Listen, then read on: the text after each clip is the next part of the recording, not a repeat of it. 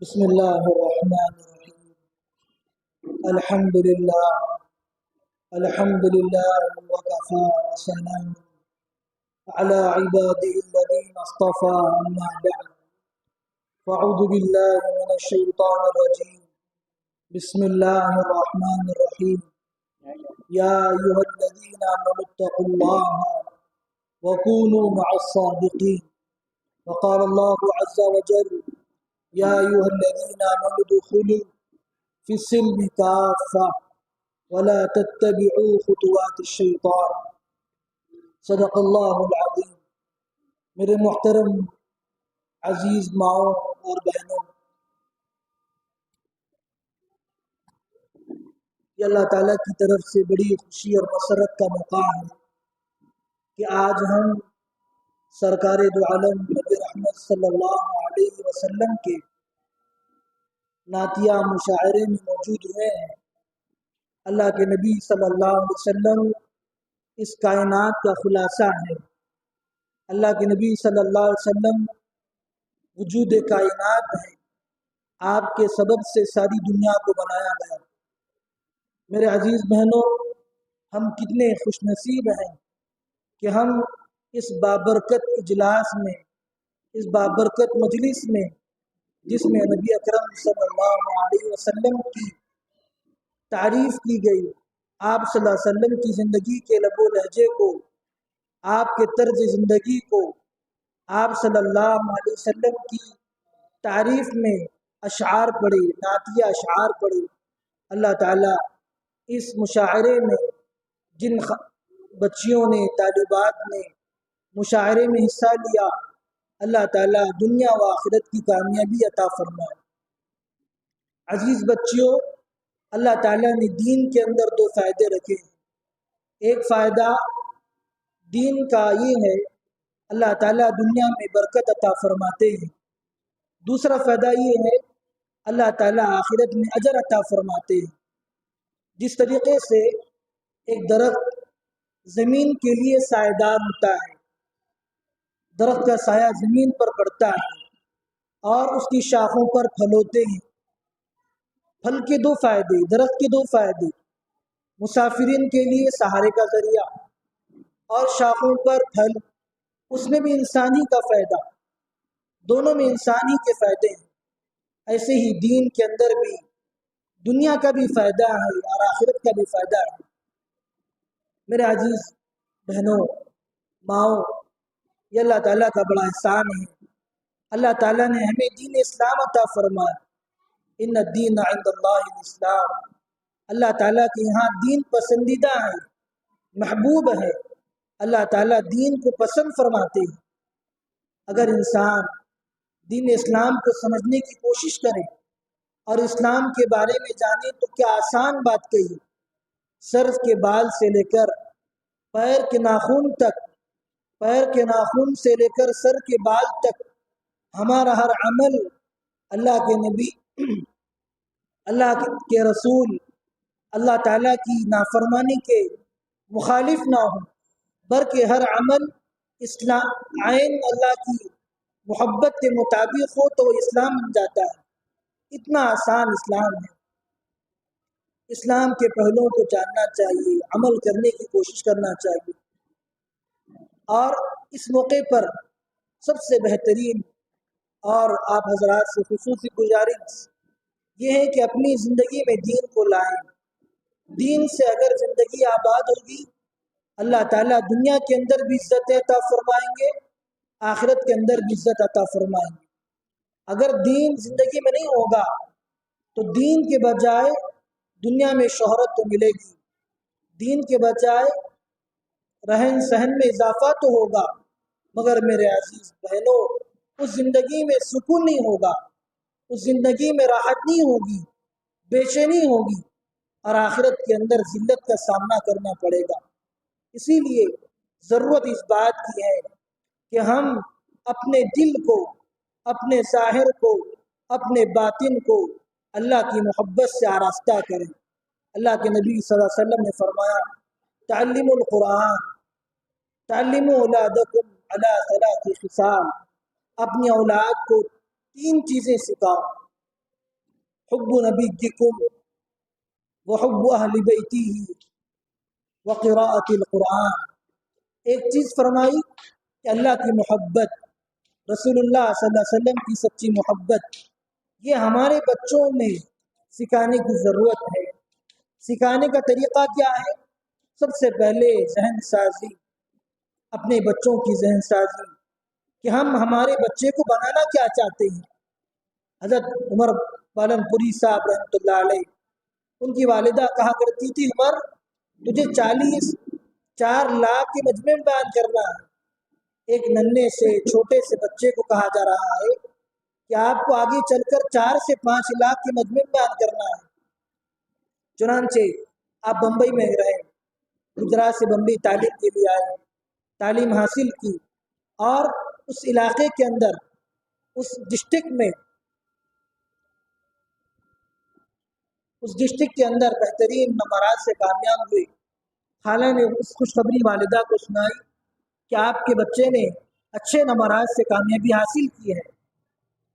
माँ को तमन्ना हुई कि मेरा बच्चा इतना सहीन है, इतना काबिल है, तो ऐसा क्यों ना हो कि मैं इस जहानत को, इस बसारत को, इस जहन को दीन के लिए लगाऊं। चुनांचे वालिदा ने इरादा किया। जबकि बच्चे पर इनामात की बारिश हो गई, उसकी जहानत, उसकी फ़क़ाहत देखकर, उसकी तालीमी दिलचस्पी देखकर हुकूमत ने ऐलान किया, स्कूल वालों ने ऐलान किया कि जहाँ तक कि बच्चा पढ़ना चाहेगा वहाँ तक की तालीम की फ़ीस माफ़ कर दी जाएगी, वहाँ तक स्कूल उसका इंतज़ाम संभालेगा। इन तमाम इनामात के बावजूद हज़रत उमर पालनपुरी साहब रहमतुल्लाह अलैह की वालिदा ने उस नन्हे से बच्चे को मदरसे में दाखिल कराया, दीनी तालीम दी। एक वक्त आया कि वालिदा बीमार हो गई, इसी बीमारी में इंतकाल होगा। लोग कहने लगे कि आप बीमार हैं, आखिरी दीदार कर लें, बच्चे को अपनी निगाहों से देख लें।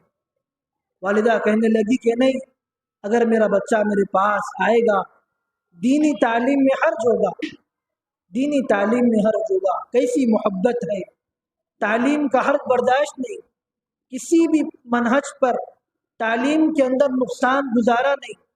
वो कैसी मोहब्बत थी तालीम से, दीन से, कि इंतकाल के वक्त अपने लगती जिगर को देखना भी गवारा ना किया, इस खदशे से कि आने जाने में जो वक्त लगता है इसमें अपने बच्चे का तालीमी नुकसान होगा।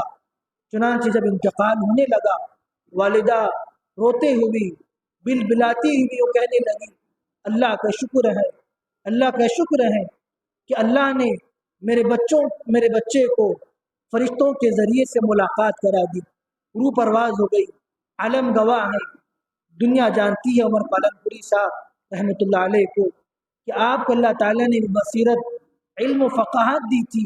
आपकी इस माँ की कुर्बानी ने आपको सारे आलम का अमीर बनाया और आप दीन की खिदमत में हमातन मसरूफ़ रहे। मेरे अजीज़ बहनों, दीनी खिदमत का जज्बा, अगर दीन का जज्बा सही माने में आएगा तो मेरे अजीज़ बहनों याद रखना, हमारी नस्लें ऐसी बहादुर और ऐसी बेहतरीन आलिमा और ऐसी बेहतरीन आलिम बनेगी जिससे हम नहीं, ख़ानदान नहीं, बल्कि सारा आलम फैजिया होगा। हज़रत कुतुबुद्दीन बख्तियार काकी रहमतुल्लाह अलैह, काकी क्या है? क्या काकी एक हिंदी लफ्ज़ है। काकी कहते हैं रोटी वाले को। कुतुबुद्दीन बख्तियार काकी रहमतुल्लाह अलैह का वाक़या हम सब जानते हैं। वालिदा ने कैसी परवरिश की, रोटी बनाती और यूँ कहती कि ए बेटे, ये खिलाने वाली ज़ात अल्लाह की है, ये पिलाने वाली ज़ात अल्लाह की है, और रोटी बनाकर अलमारी में रख देती। वाक़या मशहूर है, वक्त तक़ाज़ा नहीं करता कि इस वाक़े को सुनाया जाए। बस इस वाक़े से सबक ये लेना चाहिए कि हम अपने बच्चों की ज़हन साजी अभी से करें। कभी बच्चों को ताना ना दें, बच्चों की गलती पर इसरार ना करें, बल्कि काम का हुक्म ना दें, बल्कि काम करने की तरकीब इस तरीके से दी जाएगी कि मेरा बेटा ये ज़रूर करेगा, और वाक़यात सुनाते जाएं।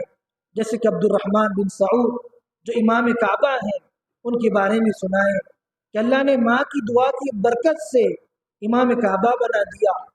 सालन के अंदर मिट्टी डाल दी इमाम काबा, माँ चाहती तो बदुआ दे सकती थी, माँ चाहती तो गलत बात कह सकती थी। उस गुस्से की हालत में, उस गुस्से की आलम में माँ ने अपने बेटे के लिए जो दुआएं दी, अल्लाह ताला ने इन दुआओं को उस अब्दुर्रहमान के लिए इमाम काबा बना दिया। इमाम अबू हनीफा रहमतुल्लाह अलैह दुनिया में नाबीना पैदा हुए। आपको कोई चीज़ दिखाई नहीं देती। आप अपने वालिदा से कहने लगे, अरे वालिदा मुझे दिखाई नहीं देता। वालिदा कहने लगी कि मैंने तुझे जन्म इसलिए दिया है ताकि तू इस ज़माने का आलिम बने, फ़क़ीह बने। और वो मुसल्ला बिछाती, सारी रात अल्लाह ताला से दुआएं करती, अल्लाह मैंने इस बच्चे को दीन के लिए वक़्फ़ कर दिया है, आप इसी दीन का काम ले लीजिए। माँ की दुआओं ने ऐसा असर दिखाया। अबू हनीफा रहमतुल्लाह अलैह यूँ कहने लगे कि माँ मुझे रात की तारीकी में रोशनी दिखाई दे रही है, चाँद का उजाला दिखाई दे रहा है। अल्लाह ताला ने उसी चाँद की रोशनी के उजाले में रात की तारीकियों में पढ़ पढ़ कर आपको ऐसा फ़क़ीह बनाया कि आप 4 इमामों में सबसे बड़े इमाम हैं। मेरे अजीज़ बहनों, दुआओं के साथ दीनी तालीम का जज्बा अपने बच्चों में पैदा करने की ज़रूरत है। दूसरी चीज़, अल्लाह के नबी सल्लल्लाहु अलैहि वसल्लम की मोहब्बत। कैसी मोहब्बत? ऐसी मोहब्बत कि हम अल्लाह के नबी सल्लल्लाहु अलैहि वसल्लम के जान पर, आपके फरमान पर, आपके अमल पर ऐसे कुर्बान हो जाएं, ऐसे कुर्बान हो जाएं। ज़िंदगी में सर तो कर सकता है, बेहयाई नहीं हो सकती। ज़िंदगी में सांसें रुखसत तो हो सकती हैं, मगर मैं अल्लाह की नाफरमान नहीं बन सकती। ऐसा जज्बा फ़लस्तीन के अंदर उन ग़ज़वात में कैसा बेहतरीन नमूना है कि माएँ कोई चीज़ मैसर नहीं, घर मुनहदिम हो गए, खाने के लिए कोई चीज़ मैसर नहीं, उसके बावजूद कपड़े जो मैसर आते हैं उन तमाम कपड़ों से अपने बदन को ढाँप कर सोते हैं। वो इस वजह से कि कहीं बमबारी होगी तो मैं हमारा बदन बेहयाई वाला ना हो जाए। मरने के बाद भी अपने बदन को बेहया करना पसंद नहीं है। ये दीन की मोहब्बत है, रसूलुल्लाह से मोहब्बत है। दीन का कैसा जज्बा। शोहर अपने बीवी से कहता है, ऐ अहलिया तुम तो कामयाब हो गई, मुझसे पहले बाजी ले गई, तुम तो शहीद हो गई, मैं तो कारा का कारा रह गया, नाकारा का नाकारा रह गया। मेरे अजीज़ बहनों, दीन से सच्ची मोहब्बत आती है। दीन सीखने से दीन की सच्ची मोहब्बत पैदा होती है, दीन वालों के साथ रहने से।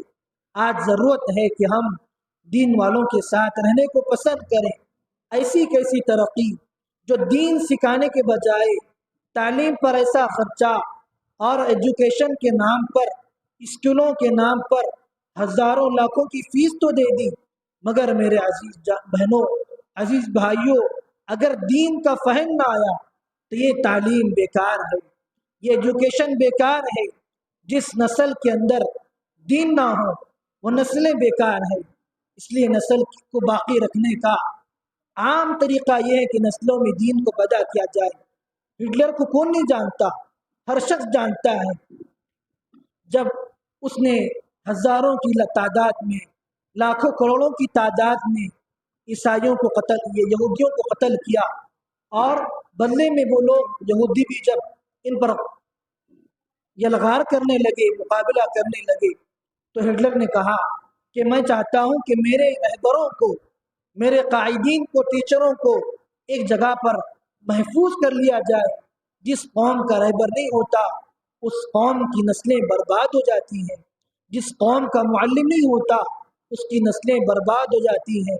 हिटलर का ये तारीख़ी जुमला आज किताबों में मौजूद है। क्या जालिम होने के बावजूद अपने मुअल्लिमों से, अपने कायदीन से कैसी मोहब्बत।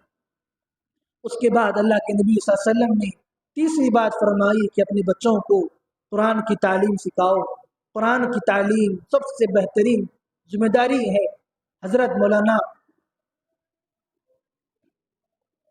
मुफ्ती शफ़ीउल्लाह साहब दामद बरकात रहमतुल्लाह अलैह अपने बयान में यूँ अर्ज़ कर क्या करते थे कि हमारे उस्ताद ने हमें ये तहक़ीक़ के लिए भेजा कि बताओ कि ये इर्तिदाद की जो लहर चली है उस इर्तिदाद की वजह क्या है।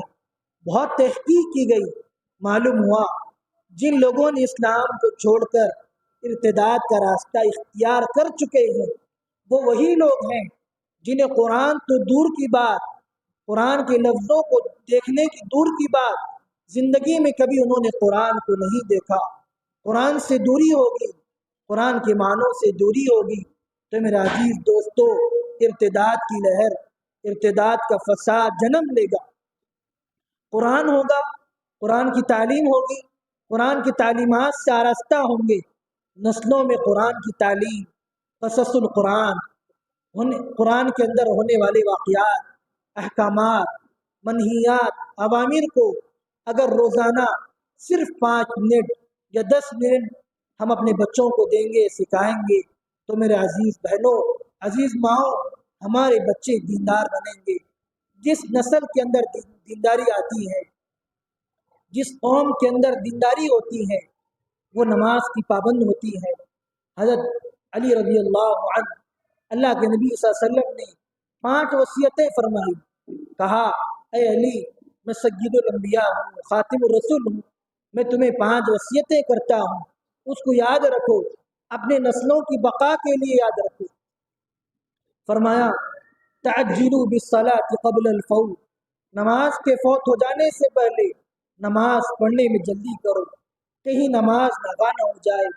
زندگی کیسی گزر گئی، اگر جائزہ لیں تو معلوم ہوگا کہ کئی نمازیں ہماری زندگی سے فوت ہو چکی ہیں، رتی بر افسوس نہیں، زندگی میں کوئی شعور نہیں۔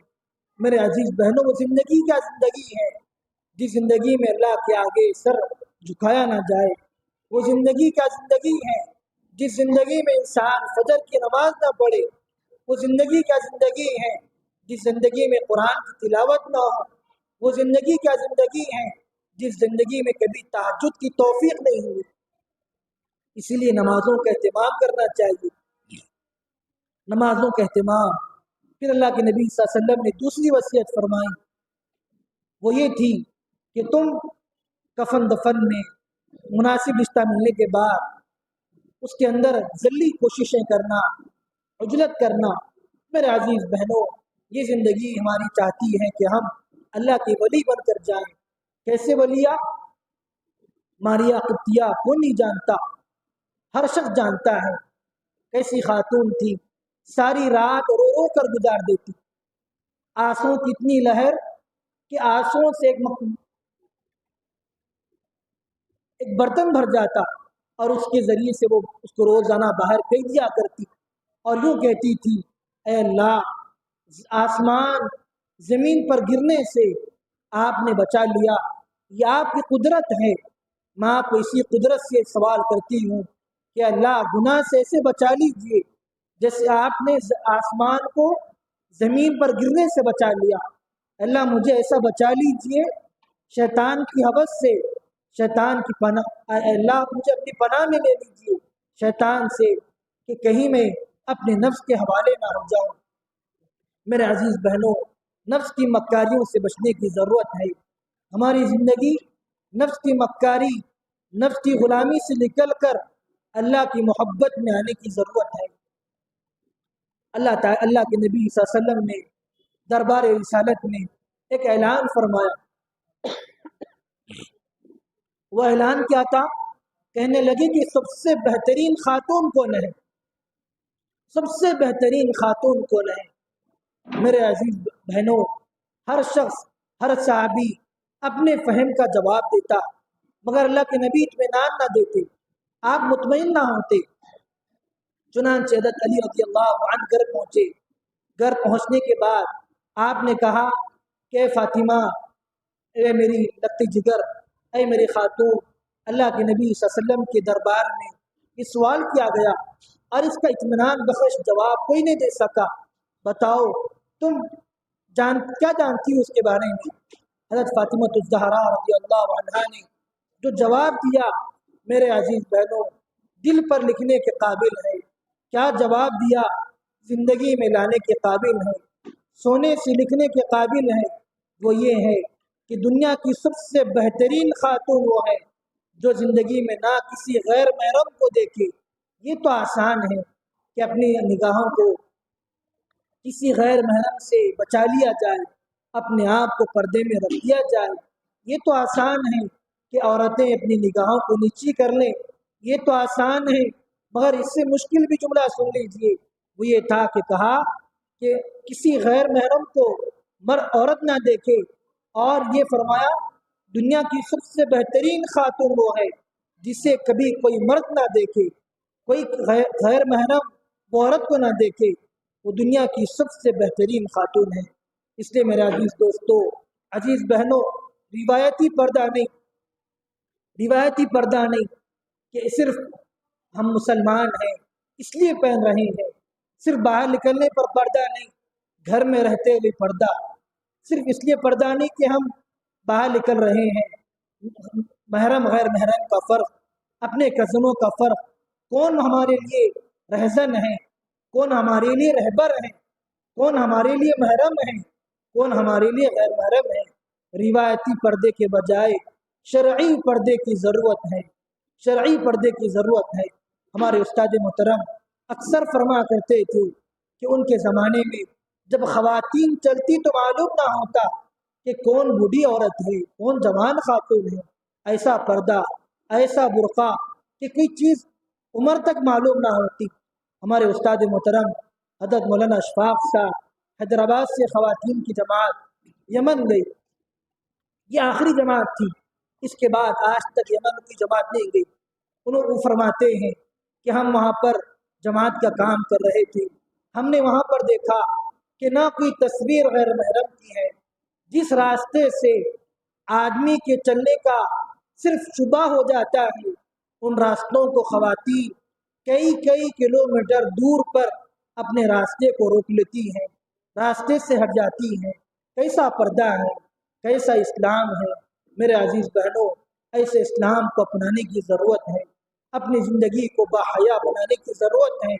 الحیاء شعبۃ من الایمان، ایمان کا سب سے اہم حصہ حیا داری ہے، پاک دامنی ہے۔ اپنی زبان کو غیر محرموں سے بات کرنے سے بچائیے، اپنی زندگی کو غیر محرموں کے سامنے آنے سے نکلنے سے بچا لیجیے۔ آج آپ خود شاہد ہیں، دیکھ رہے ہیں بازاروں کی زینت کون ہے، فلموں کی دنیا کے اندر وہاں پر جانے والے کون ہیں۔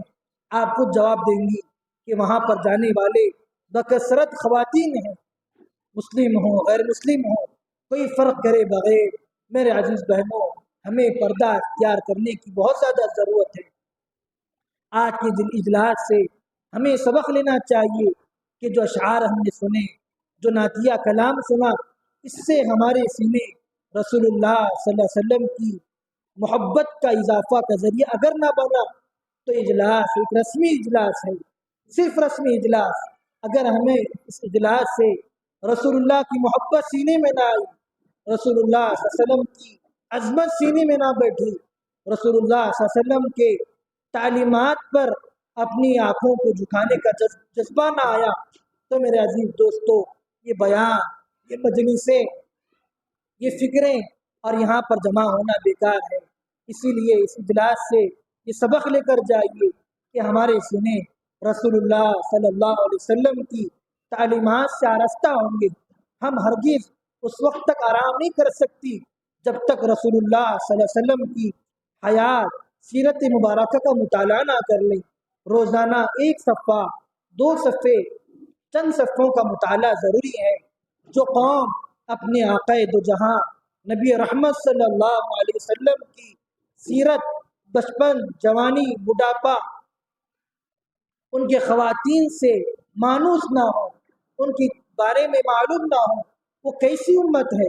اللہ کے نبی صلی اللہ علیہ وسلم نے فرمایا وَأَنْتُمْ خَيْرُ الْأُمَمْ، تم بہترین امت ہو، وَأَنْتُمْ وَأَنَا خَيْرُكُمْ، اور میں تمہارے لیے سب سے بہترین نبی ہوں۔